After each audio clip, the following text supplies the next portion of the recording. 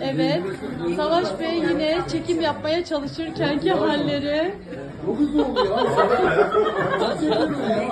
İşlemlerimiz tüm hızıyla devam ederken Savaş Bey'e çekim yap dedik. Ve Savaş Bey'deki mental sağlık Herkes durumu. anlatıyor işte gördüğünüz gibi. Ne yapayım? Böyle Evet. yapayım da ne yapayım? Çok hızlı oluyor. Evet, çok eğlenceli bir ekibiz. Vallahi gördüğünüz gibi şaşırmış durumdayım. Herkes kendi kendine gelir.